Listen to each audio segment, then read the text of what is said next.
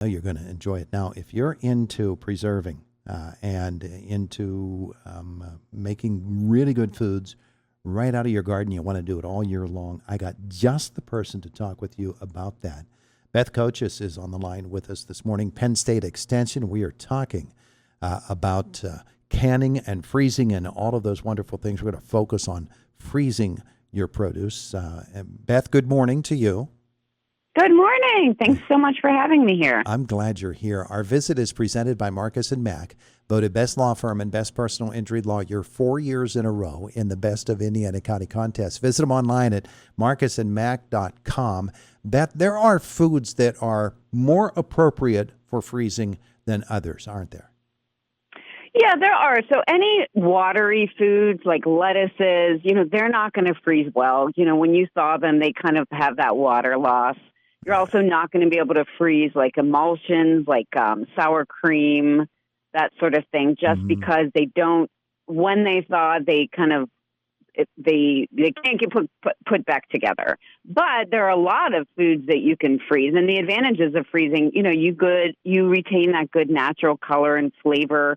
The nutrition is great, right? And the texture for most products are going to be, they're going to hold up really well. So there's a lot of advantages to freezing. It's a great way of preserving your food. Yeah, it really is. And there are foods that are much more appropriate. And starting with the fruits, the things like strawberries, blueberries, all of those things, they freeze very well, don't they?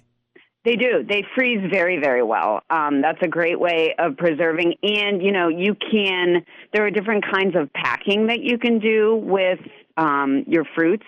You can put them in a liquid pack with sugar, right? Because that sugar is going to draw out those natural juices. So it's going to add kind of like a sweetening brine. You can have a liquid pack, right? So you can have a syrup pack, sugar and water you can add. So they're going to hold up really well.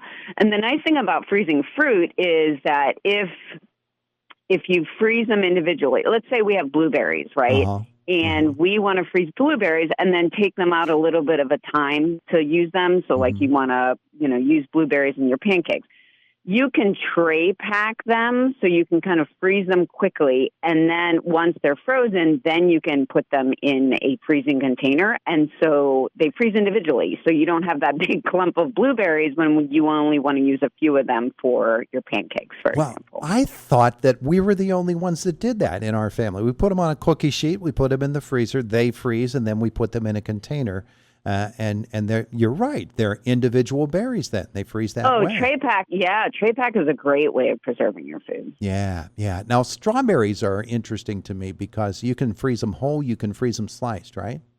Yeah. You could do whatever you'd like, depending on like how you want to use them. Whenever they're thawed, right? Whenever you're done freezing them, you could cut them. You can freeze them whole. Both of those are going to be great options. Yeah. I want to talk about fruits like peaches and pears because when you freeze peaches, it's different from when you can them. Usually when you can them, you're going to do them in a syrup, right? Yeah.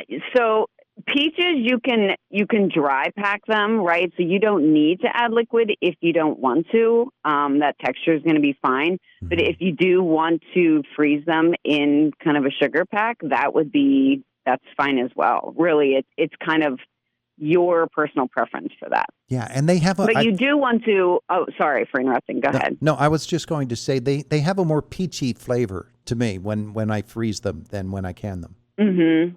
Yeah, that's true. They may. You're right. And when you freeze fruit, you do want to add, we don't want them to be discolored, right? So the discoloring is because enzymes are kind of working on that piece of food to ripen it. And so what you want to do to stop those enzymes, you kind of want to you want to add something. So you can add that ascorbic acid, which is vitamin C. So really the easiest thing to do is basically you can buy vitamin C tablets, kind of crush them up in a mortar and pestle, and then you want to add it to your product that you're freezing. So that'll prevent that kind of browning. Yeah. That's sort of, the taste is okay, but the look is not. The look is not. Exactly. Yeah. And it's because of those enzymes that are working on that piece of food to ripen it. Let's go over to not fruits, but vegetables, and some of the ways that we freeze them. The technique is basically the same, is it not, for most of the vegetables? Yes, the technique is the same. I would encourage folks to blanch their vegetables before freezing them. Yeah. Just because you'll eliminate you'll inactivate those enzymes. So blanching is a really good idea. That it inactivates them. It softens the food to make that packaging a little bit easier. It also destroys some, unhealthy microorganisms as well. So, Yeah. really good idea. And blanching is pretty easy. So if you're blanching your vegetables, you're just in boiling water, you're going to place the vegetables in any kind of basket that you have. You're going to boil them for kind of a recommended amount of time, and that's based on what vegetable you're blanching, but you can find that information online. And then you're going to, after you're done with that, you're going to put them in kind of an ice bath for as much time as you blanch them. Mm-hmm. Okay. By the way, since you mentioned the online resources that are there, Penn State Extension has a really extensive library of really good advice on canning and practically anything that has to do with home preservation, right? We really do. In fact, we have a lot of webinars coming up. This is kind of canning season. So We've got great webinars coming up, starting with our Introduction to Preserving webinar, which is in late April. Then we also have webinars on kind of hot topics. We've got water bath canning, pressure canning. We've got a webinar on jams and jellies, one on freezing. We even have one canning for competition. So you can learn more about when canning is judged at the Indiana County Fair, for example. You can learn about that judging process. That's always a fun webinar to attend. We also have one called Ask the Experts. So if you have any questions about home food preservation, you can join that webinar and ask the question. We have tomatoes and salsa, pickling. Yeah, we've got a bunch. Tons of them. Wonderful. Now, how do people access those? So you can go online at extension.psu.edu, and I would type in at the search bar home food preservation. So we've got a landing page for kind of all things home food preservation. We also have fact sheets. So, if you have an interest in preserving a specific type of food, we probably have a fact sheet for it. So you can download those, or you can find information about our in-person classes, because we do have in-person classes throughout the state, of course, as well.